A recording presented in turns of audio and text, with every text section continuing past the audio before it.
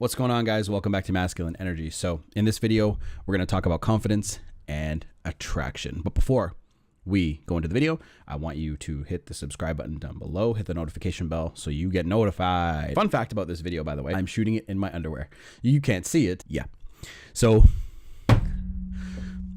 this video is actually going to be short because I really don't feel like filming a video today. I have not done anything with my appearance. I am just having a slower day today. I'm tired. I'm a little cranky. I was laying in my bed, and when you focus on a business, you constantly have it on your mind. I'm always talking to my clients. I'm always talking to the guys I have subscribed to my Telegram coaching. I'm constantly thinking about them. I'm thinking about how I can help them further. Even though we are not all talking every single minute of the day, I still think about them, and I think about how I can help them. I think about how I can make this channel better. I think about all that stuff all the time. And one thing kind of dawned upon me. Actually, just video ideas dawn upon me all the time, but this one idea came to me, and the idea was, what makes someone confident? And I was actually thinking about somebody that I still know him, but I barely see him anymore. He's gained a lot of weight. He's not as attractive as he used to be. But I'll tell you something about this guy. This guy had zero problems with women. Do you want to know why? He understood attraction. He understood what to do when talking to a woman. He understood exactly how to make them tick. So you can learn that, and you can be much more attractive than this guy. Just being taller than him will help you. This guy was shorter than me. This guy was probably like 5'5.5", maybe. Just to give you an idea what he looked like, he was a white guy, glasses, kind of shaggy hair, short, nerdy looking. But you know what? He was he was charismatic. He was cool. He didn't really care what people thought of him. He just did his own thing, and you could feel it just by being around him. He's still the same way, but he's definitely not as attractive as he once was. He gained a lot of weight, like I said. I don't think he puts himself out there anymore, but again, he's the same guy. I've seen him a couple times, and I don't want to say anything further because if he or any of my actual friends ever see this video, they'll probably know who I'm talking about. But what makes people confident? You always hear other dating coaches, or you always hear maybe friends and family always say, just be confident, act confident, fake it till you make it, blah, blah, blah, blah. Confidence comes from a place of already knowing, of already becoming and being. How can you be confident if you've never been somewhere? So for example, I work, like I still have kind of a day job. Like I work like 15, 20 hours a week just selling phones. I only work like 4-hour shifts. Like it's just short. It's good money, and I like working there. So it's literally such good money that I can't justify not, where it's such a good payoff. Like the good heavily outweighs the bad working there. So I still sell phones, and I work right across from this beauty place, and I look at them, and this is as I was kind of brainstorming ideas for videos and stuff like that, but it kind of dawned on me where does this confidence come from? And I try to think of ideas of how I could portray it in a video and get it across to you guys. So where I came to the conclusion, people have said this before, but in my own mind, I wanted to put in my own words for you guys. It comes from obviously repetitive action and repetitive behavior, doing the same thing, a repetitive action over and over and over again. So I look at these girls doing makeup and like beauty stuff and teeth whitening and all the stuff that they have to train for. And imagine the very first day, or the very first time that you ever do somebody's makeup. You're probably terrified. You're probably like, obviously none of the guys watching this are going to be like, oh yeah, I totally know what you're talking about. Like, but you understand the concept. Keep your mind open, okay? Because these girls, I'm literally watching them, and they're putting on makeup and they're doing everything fucking perfectly. And I'm like, fuck, man, like you guys are so confident in your actions and how you're doing what you're doing. And I could obviously put this into many different examples, like driving, any kind of job you've ever had. Your first day is the most fucking nerve-wracking day, and then as it goes on, it gets easier. Then you get bored of your job, then you want to get the fuck out of there, right? And this is why I'm in entrepreneurship. But again, like I said, I have a day job where I work like 15 hours a week, 20 hours a week, because it's so fucking easy to work there, and the money's so great. I can't justify walking away yet. But my goal is to be out of retail and any kind of trading my time for money job by the time I'm 30. I'm 28 now.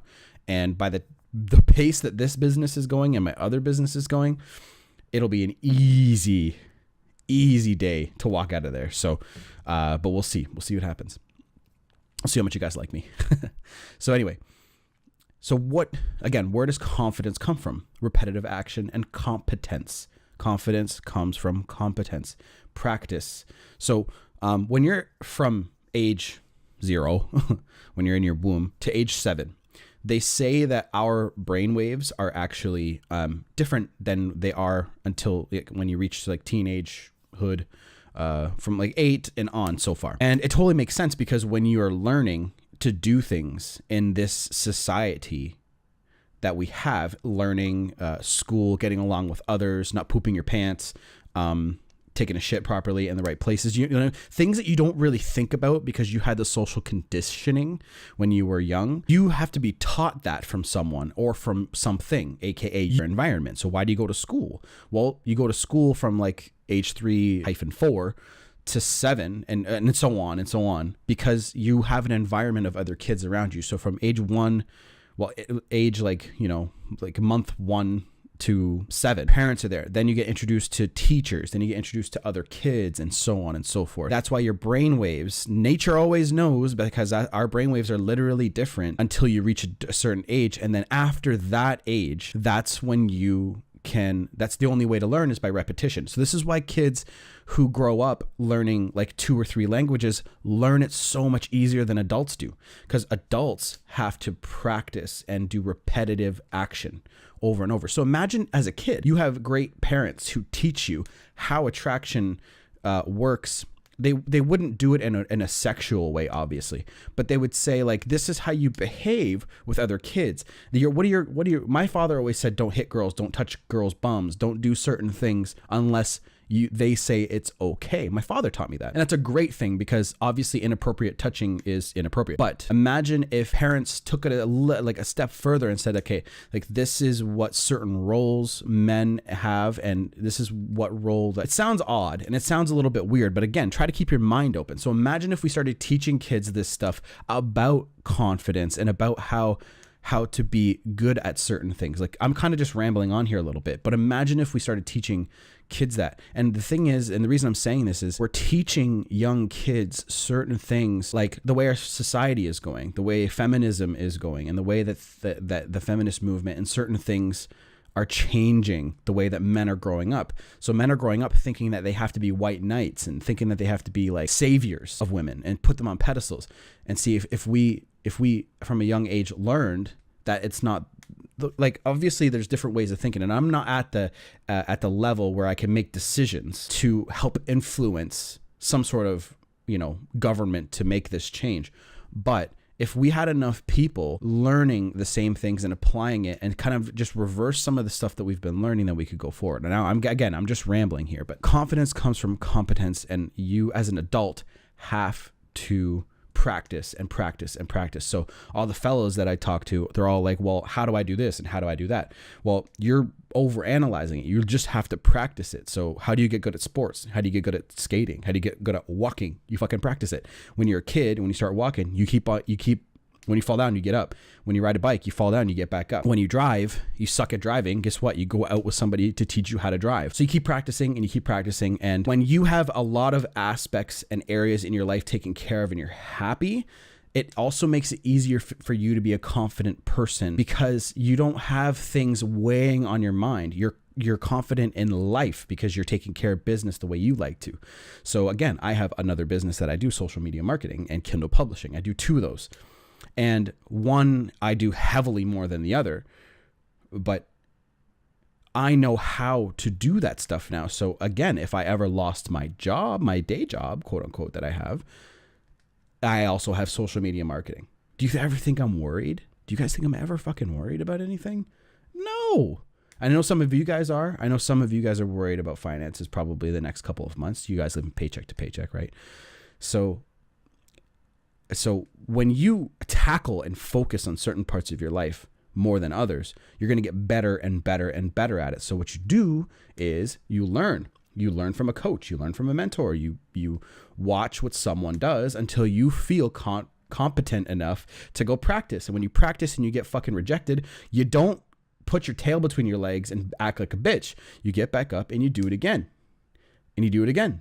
And you do it again until you get better. Just because you got rejected by one girl or some girl cheated on you doesn't mean you don't fucking try again. I've been cheated on twice. Okay? Twice. I thought something was wrong with me. I had to seek help for that shit because I thought something was wrong with me. So I'm going to sign off with that. You get back up and you try again. And me making my mistakes, I learned exactly what I wanted from relationships. And I wanted to learn what was causing this to happen. And in that learning process, I tried again. And now I'm with somebody else who is far easier to be with and who supports my cause and supports what I'm doing here. So anyway, yeah, like I said, signing off with that. I'll see you guys later. Subscribe, comment, and if you need help with this topic, you can do a video response or Telegram coaching or Skype one-on-one session. The email will be down below when I actually update my goddamn descriptions and tags. The video is what matters most, right? I'd rather you guys get the information and that first, but